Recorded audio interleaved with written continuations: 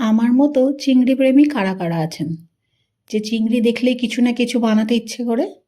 তাই আজকে আপনাদের সাথে শেয়ার করলাম এই রেসিপিটা, মানে লাউ চিংড়ি। প্রথমেই আমি কুচো চিংড়ি নিয়েছি, লাউটাকে কেটে নিয়েছি ভালো করে। চিংড়িটাকে ভাজবো, তার জন্য কড়াটা গরম করে অল্প তেল দিয়ে চিংড়িটার মধ্যে নুন হলুদ মাখিয়ে চিংড়িটাকে ভেজে নিচ্ছি। ভাজাটা হয়ে গেছে, এবার নামিয়ে দেব।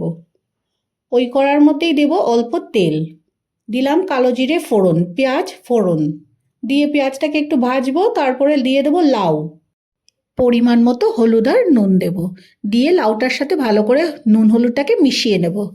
এবার দিয়ে দেবো আগের থেকে করে রেখেছিলাম আমি কাঁচা লঙ্কা, আদা আর রসুনের একটা পেস্ট, সেটাই দিয়ে দিলাম। লাউটা একটু ঝাল ঝাল ভালো লাগে আমার, তার জন্য আরেকটু কাঁচা লঙ্কা অ্যাড করে দিয়েছি, দিয়ে ঢাকা দিলাম। এবার ঢাকাটা খুলবো, ঢাকাটা খুলে দিয়ে দিলাম চিংড়িটা। ততক্ষণে জলটা পুরো টেনে নিয়েছে, লাউটাও ভালো করে সেদ্ধ হয়ে গেছে। আর একটু কষাবো ভালো করে, তারপরে দিয়ে দেবো ধনেপাতা কুচি উপর থেকে ছড়িয়ে। আপনারা কারা কারা আমার মতো এইভাবে লাউ চিংড়িটাকে রান্না করেন আমাকে কিন্তু কমেন্ট করে অবশ্যই জানাবেন। আমাদের রান্নাটা হয়ে গেছে, এবার নামিয়ে দিয়ে সার্ভ করার পালা।